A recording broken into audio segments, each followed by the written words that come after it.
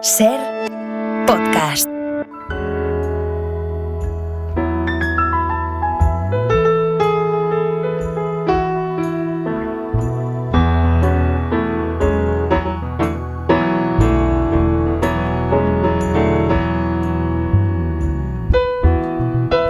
Desde París, el corresponsal del País, Marc Bassets, nos acompaña cada mañana de domingo. ¿Cómo estás, Marc? Buenos días. Hola, Javier. Buenos días. Bonjour. Yo no quiero entretener mucho a una invitada que nos está esperando, pero vaya polémica que se ha montado en Francia en torno a la figura de Gerard Depardieu, que es una especie de bien nacional en ese país, ¿no? Sí. Es realmente un tótem. Un tótem, un bien nacional, como dices, en Francia, aunque un bien nacional, una estatua de alguna manera, pero que lleva muchos años tambaleándose, con problemas con el fisco, luego quiso adquirir la nacionalidad rusa, amigo de Putin, y desde hace unos años algo más grave, que es que muchas denuncias por abusos sexuales e incluso una imputación. Y hace unas semanas la televisión pública francesa difundió un documental donde se ven unas escenas de Gerard Depardieu en Corea del Norte, atención, pronunciando palabras realmente muy obscenas e incómodas incluso de ver. Y esto se consideró que era ya el momento en el que la estatua se derrumbaba definitivamente. Pero hace un par de días, en una entrevista a la tele, sale Emmanuel Macron y reivindica que Gerard Depardieu es un motivo de orgullo para Francia, ¿no? Y Macron dice que no le gusta nada estas especies de cacerías humanas a la que, según él, se está sometiendo Depardieu, a quien se le quería retirar la Legión de Honor, que es la máxima condecoración francesa, y Macron dijo: esperemos, presunción de inocencia, hasta que sea juzgado y condenado. Si es que lo es, no voy a tomar una decisión, porque es Macron el que decide a quién se le retire y se le concede la Legión de Honor. Es un tema interesantísimo, porque mezcla lo político con lo cultural y con algo todavía peor, que es lo delictivo, ¿no? Vamos a dejarlo ahí, ese tema, durante unas semanas, y al regreso volvemos a él, a ver en qué ha quedado. Ahora, como digo, alguien nos espera en el estudio.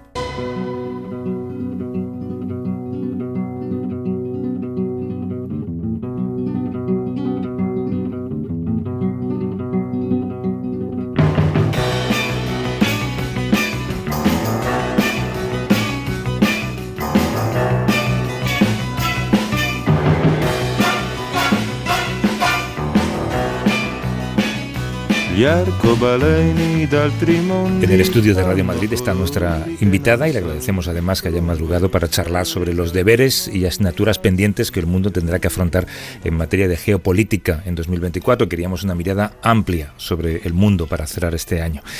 Marc, tú conoces bien también a nuestra invitada porque actualmente vive en París.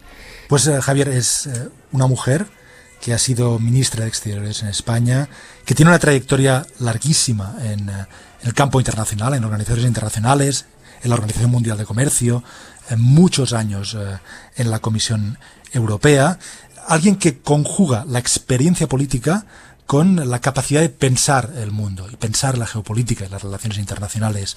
Una persona que actualmente vive rodeada de jóvenes, algunos de ellos serán los futuros dirigentes, y que antes estuvo rodeada de políticos y trató a los dirigentes internacionales. Esa mujer es Arantxa González Laya, es exministra de Asuntos Exteriores, Unión Europea y Cooperación en el gobierno entre el 20 y el 21. Actualmente es decana en la Escuela de Asuntos Internacionales de París, Sciences Po. Arantxa González Laya, buenos días. Hola, buenos días. Uy, ya he empezado tuteándote, no sé si una incorrección. En absoluto, en absoluto. Si desde ese año 2020, cuando ocupabas la cartera de Exteriores, hubieras imaginado el mundo en este final de 2023, ¿qué es lo que más te sorprendería del mundo actual? ¿Las democracias a examen, las guerras, los conflictos? Yo creo que lo que más me sorprendería es lo rápido que estamos transitando de un mundo que dejamos atrás, del mundo de las naciones, del mundo de la soberanía nacional, de la ciudadanía, y el mundo al que transitamos, que es el mundo de lo global, de las amenazas y de los riesgos, también de las oportunidades globales, el mundo de la humanidad, del mundo de la independencia al mundo de la interdependencia. Pero es curioso que eso coincide con un mundo un poco deshumanizado, si uno ve lo que está pasando, ¿no? Y si ve las trincheras en las que cada uno se coloca frente a cualquier conflicto.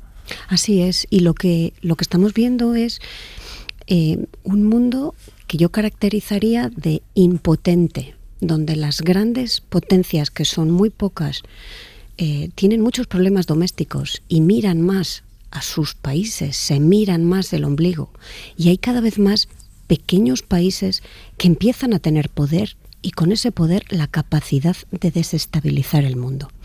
Lo estamos viendo ahora, como un grupo armado, los hutíes en Yemen, son capaces de paralizar la arteria principal del comercio internacional. Esta es la paradoja de nuestro mundo, es el mundo de la impotencia, donde los grandes no invierten en estabilidad y hay muchos pequeños capaces de desestabilizar de una manera sistémica. Tú estás ahora en Madrid, Marc te habla desde París, yo estoy en Washington. Aquí hay mucha conversación, como te puedes imaginar, con las elecciones que se vienen encima y la posibilidad de que Trump vuelva a ganarlas si se le permite presentarse. Se habla mucho también de lo que puede ser un segundo mandato de alguien como él, y hay quien cuestiona si lo que sería en ese periodo sería una democracia o sería una especie de nueva dictadura disfrazada de democracia. Hay que tener cuidado con esas nuevas pequeñas dictaduras que a lo mejor no sabemos distinguir porque están en países democráticos. Bueno, yo creo que la principal lección para todos nosotros y sobre todo para nosotros europeos es prepararnos para la posibilidad de una versión Trump 2.0. La primera vez podíamos decir que nos pilló por sorpresa. La segunda nos tiene que llegar muy preparados. Y tenemos que estar muy preparados porque, en primer lugar, el presidente Trump 2.0 conoce el sistema. Cuando él llegó la primera vez lo desconocía, hoy lo conoce.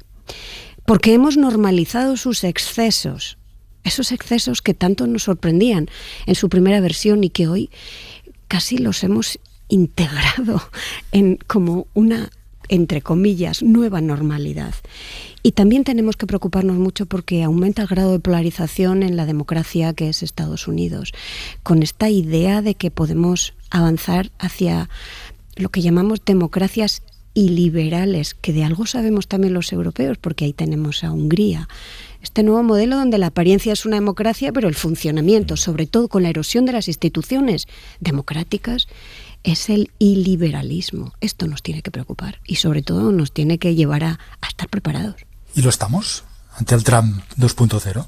Bueno, yo creo que hemos dado pequeños pasos, pero la idea de que pueda volver a la presidencia de los Estados Unidos tiene que servir hoy de nueva energía política en Europa, sobre todo en temas de seguridad y de defensa, donde la última vez estuvo a punto de salirse de la OTAN y lo vuelve a repetir. No nos olvidemos, y la OTAN es nuestro paraguas de seguridad. Tenemos que influir más y tomar más la responsabilidad, nuestras responsabilidades dentro de la OTAN.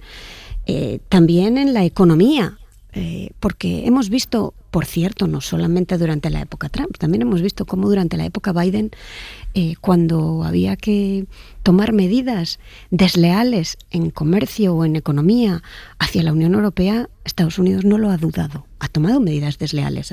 Ahí está su paquete de lucha contra el cambio climático, Inflation Reduction Act, ayudas solo para empresas que fabriquen en Estados Unidos solo con mano de obra estadounidense, solo con materias primas estadounidenses. Luego, hay que estar preparados, y prepararse significa tomar medidas para reforzar la economía, la democracia y la defensa en Europa. Pero déjame que te pida casi una reflexión en el terreno personal y que viajes hacia la época en la que eras ministra. Ahora Trump ha dado señales de que si vuelve a ser presidente va a tener de hecho una presidencia revanchista, con todo lo que eso significa, ¿no? Cuando uno ocupa un alto cargo en un gobierno como tú lo has ocupado, ¿cómo manejas a representantes de países cuyas normas democráticas tú misma cuestionas, ¿no? ¿Cómo manejas a un ministro de Exteriores de Milei? ¿Cómo manejas a un ministro de Exteriores de Trump? Bueno, primero lo manejas. Quiero decir, primero aceptas que es tu interlocutor, porque esos son los gobernantes de los que legítimamente se ha dotado ese país. Es el caso de Argentina, elegido por los ciudadanos argentinos, o fue el caso de Trump en su primera encarnación, que fue elegido por los ciudadanos estadounidenses. Cuando uno es ministro de Asuntos Exteriores, cuando uno ejerce funciones gubernamentales, no elige con quién tiene que relacionarse. Tiene que relacionarse con quien son sus interlocutores en países terceros. Yo, una de las cosas que que enseñamos en la universidad a nuestros estudiantes es la importancia de hablar también con el enemigo, entre comillas. No que esté yo diciendo aquí que Milei o Donald Trump sean nuestro enemigo, pero es una manera de decir, a veces uno tiene que ser capaz de hablar con aquel con quien está diametralmente en desacuerdo, porque al fin de lo que se trata es de conseguir gestionar todos estos espacios en los que nos jugamos mucho y en los que la protección o la prosperidad o la democracia para nuestros ciudadanos es fundamental. Y en Europa tenemos bastantes pequeños Trumps, podríamos decir. Hay una parte de los europeos que, si Trump gana en noviembre, se alegrarán. No habrá esta oposición o dicotomía con la cual estamos planteando los temas ahora. Tenemos a Trump dentro, en cierta manera.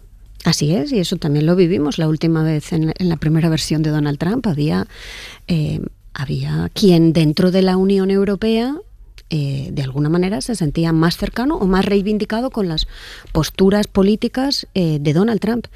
Pero claro, también esos mismos países que políticamente se sentían muy cercanos a Donald Trump sufrieron los embates de las medidas proteccionistas en la economía y en el comercio adoptadas por Donald Trump. Y cuando esas medidas empezaron a morder, y cuando esas medidas empezaron a afectar a sus intereses económicos, a sus empresas, también les supuso un problema. O sea que, claro, esto es todo lo que tenemos que poner sobre la mesa. Ya no hay que hacer como si esto no fuera a ocurrir, que es lo que hicimos la última vez. Hay que ponerlo sobre la mesa y hay que tratarlo. Y hay que tratarlo de una manera muy descarnada. Vamos a tener un problema muy serio porque tenemos un vecino que ciertamente está esperando que vuelva Donald Trump. Se llama Vladimir Putin. Y ahí nos jugamos mucho. Es curioso porque supongo que en el mundo académico en el que ahora estás, esto se va a convertir en una asignatura casi, ¿no? Cómo tratar con líderes supuestamente democráticos que son un poco dictadorzuelos, ¿no? Claro que sí. Bueno, es que la democracia es la convivencia, la democracia, la ciudadanía, los valores, todo esto forma parte muy central en los estudios internacionales que nosotros ofrecemos y forma una parte muy importante porque esto también tenemos que diseccionarlo, estudiarlo desde la humildad, que es como creo que la Unión Europea y una institución europea como es Sciences Po tiene que posicionarse, no dando lecciones, desde la humildad, entendiendo que nuestras democracias, también las nuestras en Europa, son democracias frágiles y que también son imperfectas. Algunas, francamente, como es el caso de Hungría, donde el propio presidente admite que está en una democracia iliberal, con esta gran contradicción entre dos palabras que son perfectamente contradictorias. Hay elecciones europeas también en el año 2024, no solo en Estados Unidos. En junio se elige al nuevo Parlamento Europeo y después el resto de instituciones. ¿Es la hora de esta derecha iliberal en Europa? Tienen buenas perspectivas en las encuestas, están avanzando en diversos países. ¿Es su hora en Europa? Bueno, yo creo que cada grupo político en la Unión Europea va a tener que pensar muy bien cuál es la oferta política para estas elecciones europeas. Y yo creo que harían bien en escuchar lo que quieren los ciudadanos y sobre todo lo que quieren los ciudadanos jóvenes, que al fin y al cabo son quienes con su voto en la última elección europea aumentaron el porcentaje de participación y por lo tanto reforzaron la democracia en Europa. Y hay que escuchar lo que nos están diciendo los jóvenes, porque yo tengo la impresión que hay una gran división entre lo que están ofreciendo muchos partidos en el espectro político y lo que esperan nuestros ciudadanos, sobre todo los más jóvenes. La última vez nos dijeron que querían que pusiéramos el cambio climático en el centro de la agenda política, porque por una razón muy sencilla, porque es su futuro. Y las decisiones que se toman en el Parlamento Europeo y en la Comisión Europea van a definir y determinar su futuro. Y yo creo que hoy lo que los jóvenes nos están diciendo es que hay dos modelos. Hay un modelo que es el que yo llamaría el modelo yo, el modelo nacional, de nacionalismo, que es lo que muchas fuerzas políticas están poniendo sobre la mesa. Y hay otro modelo, que es el que me da la impresión muchos de nuestros jóvenes nos están pidiendo, que es el modelo nosotros. Es decir, el modelo de la integración y de la fortaleza europea para enfrentarnos a este mundo en transición, en lo económico, en lo político, en lo democrático, en lo climático. Esos son los dos modelos. Entonces vamos a confrontar estos dos modelos, que es cómo se hace política hoy. Y vamos a confrontarlos en Europa y vamos a escuchar sobre todo lo que nos están diciendo los jóvenes europeos. Esos jóvenes que son también a los que tú das clase en París, es verdad que tenían una enorme, y siguen teniendo una enorme preocupación por el cambio climático, pero en el caso de muchos lugares, como España, por ejemplo, ¿no están ahora más preocupados por poder pagar una renta a fin de mes? Claro que sí, pero es el corto plazo lo que tenemos que hacer hoy para mañana. Y hoy también tenemos que hacerlo. La inflación, el coste de la vida, que es el producto también, no nos olvidemos de las turbulencias geopolíticas. Esto también es el resultado de tener dificultades para gestionar esta interdependencia.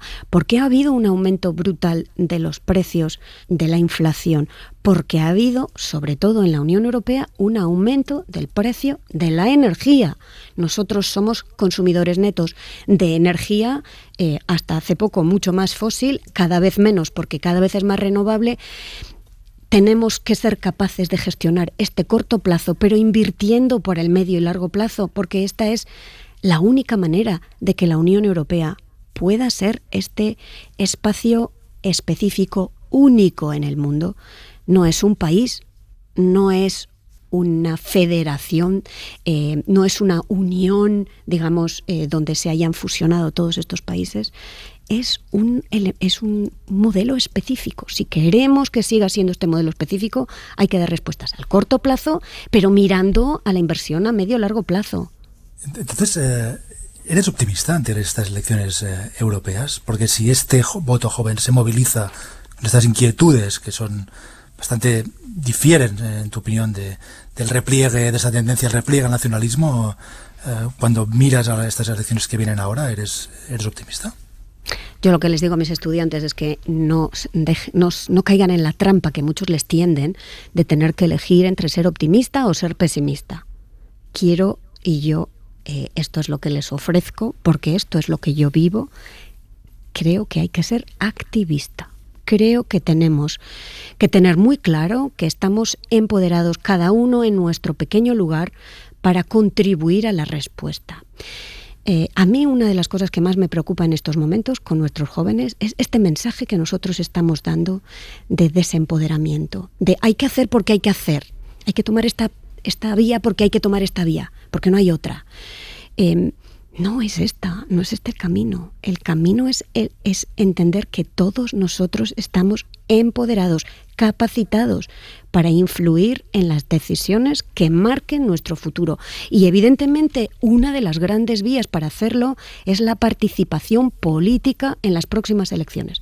Y esta creo que tiene, por lo menos este va a ser mi mensaje y el mensaje que el equipo en Sciences Po vamos a dar en el próximo año electoral europeo tan importante, con este sentido de todos estamos empoderados, somos todos capaces de este activismo que nos ayude a construir este futuro. ¿Cómo va a afectar al futuro inmediato o a medio plazo incluso el conflicto ahora mismo en Oriente Próximo? El caudal de afecto hacia Israel que ha ido disminuyendo, las consecuencias para las aspiraciones del pueblo palestino, claramente el posicionamiento de cada gobierno en torno a lo que está pasando. ¿Cómo va a dañar a Europa? Bueno, yo creo que hemos vivido unos años en los que se nos había olvidado, entre comillas, que el conflicto seguía ahí, que seguía latente. Nos hemos dejado arrastrar por una política que, por cierto, también impulsó Donald Trump durante su presidencia, que era esta idea de que bastaba con que Israel hiciera la paz con sus vecinos árabes, que, por cierto, es muy importante porque forma parte de la normalización de Israel como un Estado en Oriente Próximo, con un Estado con fronteras que se respeten y con seguridad y estabilidad. Pero claro, esto había dejado de lado la otra parte de la ecuación, que es qué ocurre con el pueblo palestino, qué ocurre también con su aspiración a un destino estable de paz y de seguridad. Y hemos despertado con esta pesadilla del ataque de Hamás tan horrible, ese ataque contra civiles indiscriminado, y hemos asistido estupefactos a este aumento exponencial de violencia sobre los civiles. Creo que la lección es muy, muy clara. Necesitamos un proceso político. Por supuesto, hay que atender a las necesidades humanitarias. Creo que en esto también estamos fallando, pero lo más importante es que empecemos un proceso político, porque si no, lo que vamos a hacer es poner un esparadrapo, y eso es el germen de desafección, ese es el germen de violencia, y ese es el germen del horror sobre tantos ciudadanos. Ese proceso político, perdona que te interrumpa, siempre ha estado protagonizado de alguna manera por Estados Unidos. Siempre ha recaído en él ese papel de intentar mediar, y todo presidente americano ha intentado dejar un legado de paz en esa zona del mundo, ¿no? Bueno, todos, salvo alguno que todos conocemos. ¿Por qué no es Europa la que lidera ese proceso de paz? Bueno, hay muchas razones para ello. Yo creo que Europa es necesaria, pero hoy no es suficiente. A Estados Unidos hoy es necesario, pero no es suficiente. La lección también es que necesitamos muchas voces sentadas alrededor de esa mesa. A nadie se le escapa que detrás de este terrible conflicto entre Israel y Palestina hay otro actor en la sombra que se llama Irán, con una influencia también en otros países. Ahí está en Líbano, ahí está en Yemen, ahí está en Siria. Por lo tanto, vamos a necesitar también de sentar alrededor de la mesa a Irán. Vamos a necesitar sentar alrededor de la mesa a países árabes. Hoy la mediación entre el grupo terrorista Hamás y el gobierno de Israel lo hace un país llamado Qatar. El siglo XXI es el siglo donde resolver los problemas necesita del concurso de más actores. Y por supuesto que Estados Unidos es imprescindible, no es suficiente. Por supuesto que la Unión Europea es necesaria, no es suficiente. Necesitamos más, sentados alrededor de la mesa. Cuanto antes entendamos que necesitamos más y que necesitamos construir esa mesa alrededor de la cual sentar a Israel y a Palestina, donde, por cierto, también hay un problema, un gobierno del lado israelí, un gobierno en manos de un primer ministro que no será quien lidere este proceso político, y un gobierno del lado palestino que también necesita de nuevas caras y de nuevas voces. Esto es lo que necesitamos para construir el futuro en paz y estabilidad de Oriente Próximo. ¿Y cuándo crees que se puede empezar este proceso político? Porque ahora realmente en el horizonte parece bastante complicado en medio de las bombas, de la violencia, del odio que vivimos en este momento. Sí, es cierto. Y es cierto que también quizás haya llegado el momento de poner freno a esta espiral de violencia. Porque creo que no está muy claro dónde nos conduce, o mejor dicho, sabemos a dónde nos conduce esta espiral de violencia, que es a más violencia. Y ese es un callejón sin salida. Entonces yo creo que ahora lo urgente es poner fin a la espiral de violencia y empezar a construir las bases de esa solución política, que no va a ser fácil porque evidentemente yo tuve una pequeña ocasión humildemente de verlo sobre el terreno cuando ejercí de ministra de Asuntos Exteriores. me desplacé a Israel y a Palestina. Me entrevisté con el presidente y el primer ministro israelí, con mi homólogo, el ministro de Asuntos Exteriores, y lo mismo del lado palestino. Y mi mensaje, como el de tantos otros líderes europeos y de otros tantos de mis homólogos europeos, era: siéntense a negociar, siéntense a resolver, a construir el futuro de sus hijos y de sus nietos. Pero la verdad, mucho entusiasmo no percibí. Es suficiente con que digas eso. Arantxa González Laya, que es exministra de Asuntos Exteriores, Unión Europea y Cooperación en el gobierno de 2020 a 2021, actualmente decana en esa Escuela de Asuntos Internacionales de París, Sciences Po.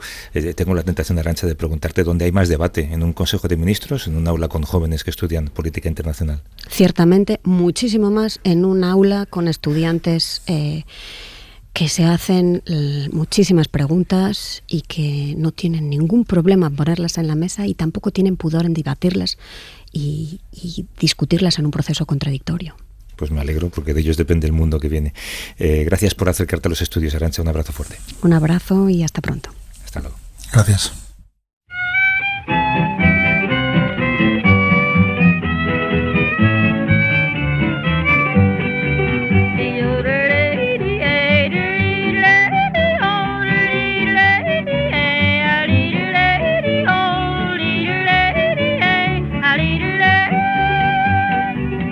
La siguiente historia de la que queremos hablar es una que desde luego a mí me tiene atrapado. Aquí a mucha gente en Estados Unidos. También es cierto que en función de los medios que consumes, los medios de comunicación, de su orientación política, ¿no? Pero es una de esas historias que reflejan cómo decisiones políticas y judiciales también tienen consecuencias en personas con nombres y apellidos. Es la historia de una mujer que se llama Kate Cox, que reside en Texas. Es madre de 2 niños de 3 y 1 año respectivamente. En agosto supo que estaba embarazada de nuevo. A Kate le hicieron un análisis de sangre en octubre y ese análisis confirmaba que el feto tiene una serie de malformaciones y que no hay ninguna posibilidad de que el bebé sobreviva al parto.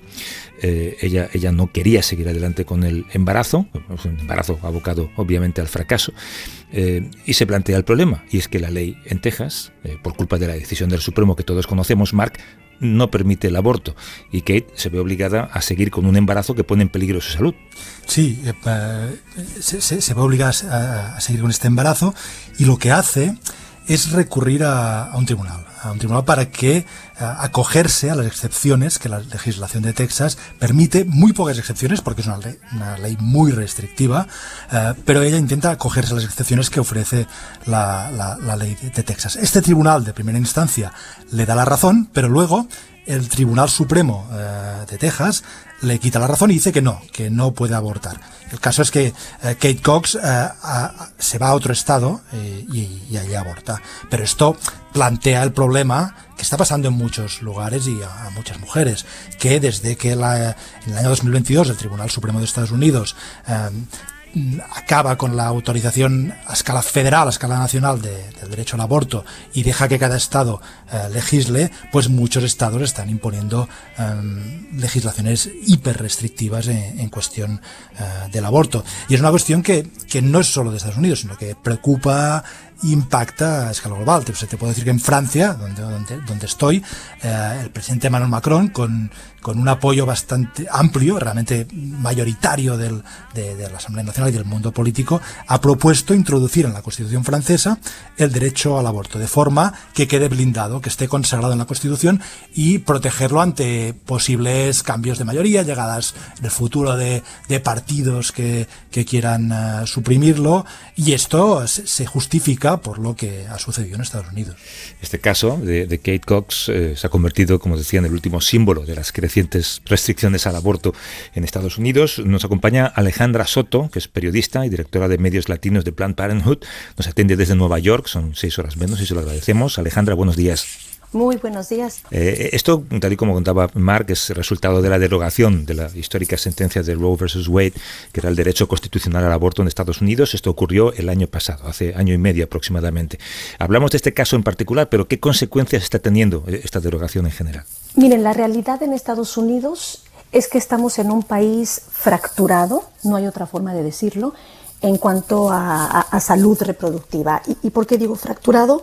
Porque desaparece la protección federal Entonces se le devuelve, por decirlo así, a cada estado, ¿no? 50 estados, a que cada uno decida si quiere que el aborto sea legal o no en su estado. Y a estos momentos tenemos, de esos 50, tenemos 21 estados, casi la mitad, donde el aborto está prohibido o restringido de alguna forma. Entonces sí, fracturado, y no debería de ser así. Estamos hablando de salud reproductiva, estamos hablando, aunque es un país donde la política se rige en muchos casos por temas estatales, pero estamos todos en el mismo país. Entonces, viva donde viva uno, esté donde esté la casa de uno, pues debería de ser parejo, ¿no? El tener acceso a un cuidado de atención médica. Y hay una segunda consecuencia, ¿no? Que es este efecto amedrentador sobre muchos médicos y personal sanitario que reciben también muchas amenazas. Y amedrentador es yo creo que una palabra suave. Yo literalmente, ponen en riesgo, estas leyes ponen en riesgo la salud y la vida, literal, de una persona embarazada. Ponen en riesgo el que un doctor, el que otro personal de salud, el que el mismo hospital puedan tener multas excesivas monetarias, perder hasta su licencia para practicar medicina, ¿no? El individuo, o simplemente estar en un litigio judicial durante años si es que practican un aborto cuando la ley dictamina que no debiesen de haberlo hecho. Entonces, literalmente ha causado caos, confusión y atado de manos a muchísimo personal médico. Así mismo lo describen ellos. Y tiene un impacto sobre la vida de muchas personas y de muchas mujeres que no pueden abortar o que, como Kate Cox, tienen que irse a otro estado. ¿Hasta qué punto el caso de Kate Cox en Texas es representativo de lo que está ocurriendo por todo el país o por estos estados que han restringido el derecho al aborto? Y Mark, tú lo dijiste y me quitaste las palabras de la boca, ¿no? Cuando dijiste lo que sucede en Texas está llegando hasta París. El estado de Texas, históricamente, y no solamente en tema del aborto, en muchísimos otros temas, el matrimonio egalitario, temas de educación, ¿no? la educación pública, temas también que pueden tener que ver con política de migración, etcétera. El estado de Texas ha sido muy interesante, un estado tan grande, compuesto de una población tan variada en cuanto a raza, etnia, etcétera. Mayormente republicano, ¿no? de tendencias conservadoras, pero por supuesto con una población también liberal, una mezcla. Y es un estado donde históricamente empiezan a empujar alguna ley local, más allá de lo estatal, ¿no? Aún más local, a nivel condado, nivel ciudad. Y si funciona, entonces le expanden a otros condados. Y si funciona, ¿no? Efecto dominó, hasta expandirla a nivel estatal. Y si funciona en el estado, entonces empiezan a impulsarla a otros estados. Y precisamente esto ha sucedido con el aborto. Todavía cuando existía la protección federal de Roe versus Wade, ya en Texas, y durante décadas ha habido esfuerzos en distintas partes para tratar de desaparecer el aborto, ¿no? Pero en Texas ya habían comenzado a impulsar leyes muy concretas, muy específicas, así, a nivel bien local. Y algunas empezaron a cobrar fuerza, ¿no? Y bajita la mano, porque no se escucha mucho de estos esfuerzos a nivel federal. Hasta que sí, lo lograron en varios estados, incluso la ley de Texas, la actual ley de Texas prohibición al aborto, que se llama la SB 8, comenzó en el estado de Texas antes de que existiera Roe, que legalmente, por cierto, ese es otro tema que tendríamos que hablar con varios abogados para que nos expliquen cómo es posible que existiese una ley estatal que prohibiera el aborto, existiendo una ley federal que protege el aborto, ¿no? Pero sí hay forma de que eso se logre.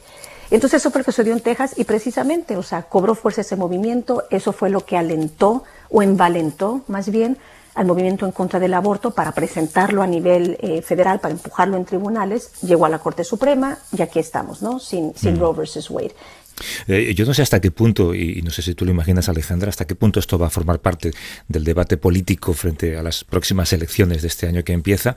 Hay que tener en cuenta que ese Tribunal Supremo que derogó Roe versus Wade está formado por jueces cuyo nombramiento cayó, afortunadamente para él, en manos de Trump y por tanto inclinó la balanza hacia la derecha más conservadora. Quiero decir que nada se puede hacer en el Supremo. ¿Cómo se puede cambiar? Pues la realidad es que, sí mantenemos la esperanza de que hay cosas que se puedan hacer, pero por supuesto que es una batalla cuesta arriba, ¿no? Lo acabas de mencionar, la Corte Suprema, actualmente una corte conservadora. Sí es completamente cierto, el gobierno Trump cambió la cara literalmente de la Corte Suprema, de haber sido una corte durante décadas que se mantenía al margen de la política, ¿no? Y sí había algunos jueces conservadores, algunos jueces liberales, algunos jueces en medio, pero básicamente tomaban decisiones en base a los méritos de la ley. Y ahorita claramente tenemos 2 o 3 jueces que abiertamente son conservadores, que incluso cuando tenían sus entrevistas, ¿no?, sus audiencias en el Congreso para ser nombrados a la Corte Suprema, abiertamente declaraban que eran conservadores. Y no solamente la Corte Suprema, en Estados Unidos hay cortes a nivel federal, cortes de apelaciones, cortes de circuito les llaman, que son quienes revisan casos federales antes de que lleguen a la Corte Suprema y están ubicados en distintos estados. Y el presidente Trump también, plazas abiertas que había en muchos de estos tribunales, colocó, son cientos, literalmente varios cientos, de jueces a este tipo de cortes. Y todas esas nominaciones o nombramientos son de por vida. Entonces, la cara judicial de Estados Unidos completamente cambió durante la administración Trump. Y precisamente en este tipo de tribunales conservadores son donde distintos movimientos en contra de ABC derecho, porque es el aborto, son los anticonceptivos, el matrimonio igualitario, las protecciones para las personas trans, etcétera. Distintos movimientos han estado presentando casos en este tipo de cortes, precisamente para que lleguen a la Corte Suprema y con esa idea de que ahorita es cuando podemos, ¿no? Porque tenemos jueces conservadores. El problema de Roe, la sentencia Roe contra Wade, quizá era que era una sentencia de un tribunal, pero no era realmente una ley. La solución no sería legislar a escala federal, o incluso, no sé si esto es imaginable, pero hacer como quieren hacer en Francia, ponerlo en la Constitución. Y es precisamente lo que se necesita. Si bien algo tenemos que admitir es que al existir ese fallo judicial, porque tienes toda la razón en esa aclaración, ¿no? Era un fallo judicial de la Corte Suprema durante los 60, 70, tal vez se pensó, ¿no? O sea, nunca nadie lo había retado, nunca nadie había puesto en tela de juicio ese fallo en los 80, en los 90, en los 2000, y tal vez no pensamos, no nos imaginamos que la Corte Suprema iba a anular su propio fallo, ¿no? Porque no se había presentado un caso similar. Pero sí, se requiere de que exista una ley federal, una ley propia federal. Y contestando también a la pregunta que creo que no acabé, con elecciones, precisamente es lo que se necesita. Ahorita las batallas están estado por estado, porque es donde está la realidad, ¿no? Y porque es donde se están impulsando prohibiciones que podemos tratar de frenar. En algunos casos lo hemos hecho. Pero lo que se necesita es que estén el aborto protegido en las leyes y constituciones estatales y también que exista un movimiento federal. ¿Y por qué digo que tiene que ser en ambos? Porque si existiera una ley federal, eso no significa que pudiese desaparecer en un futuro. Y no tenemos esperanza de que se pueda poner en la Constitución de Estados Unidos, porque eso es rarísimo y dificilísimo, ¿no? Se requiere de un movimiento y de que todo el país, o sea, hay un movimiento político a nivel de todo el país que realmente quiera eso, ¿no? No es sencillo cambiar, ningún país es sencillo cambiar la Constitución, ¿no? Entonces sí, se requiere movimiento federal, pero se requiere que en las constituciones estatales también esté ahí protegido. Y en elecciones ya sabemos qué es lo que puede pasar, ya conocemos una fórmula. Acá en Estados Unidos, como ustedes saben, ¿no? Elecciones hay cada 4 años a nivel federal, a nivel presidencial y estatal, y cada 2 años hay elecciones que le llamamos de término medio, ¿no? O a la mitad del término del periodo. En elecciones de medio término ya se ha colocado el aborto en la papeleta. Tenemos estados, por ejemplo, como Kentucky, donde al electorado se le ha preguntado, ¿quieres que el aborto sea legal en tu estado, sí o no? Y en 7 esfuerzos que ha habido en las últimas elecciones de medio término, las 7 veces el aborto ganó. La gente protegió el aborto en su estado, incluso en estados de tendencia republicana o de tendencia no 100% demócrata, ¿no? Liberal.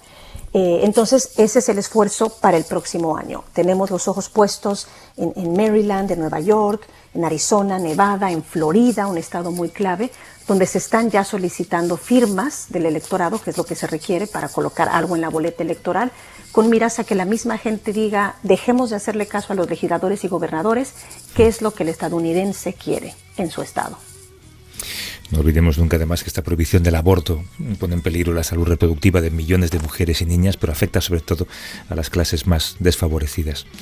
Alejandra Soto, que es periodista y directora de medios y comunicación latinos en Planned Parenthood, nos ha hablado desde Nueva York. Mil gracias por la conversación, Alejandra, y suerte. Gracias. Al contrario, siempre a la orden y que tengan buen resto del día. Hasta luego.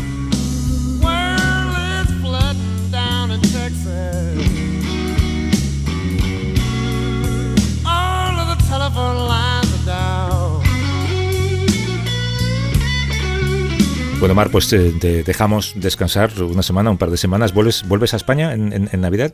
Sí, unos días por España. Pues disfruta y al regreso volvemos a escucharnos. Un abrazo. Un abrazo, Javier. Muchas gracias. Para no perderte ningún episodio, síguenos en la aplicación o la web de la SER, Podium Podcast o tu plataforma de audio favorita.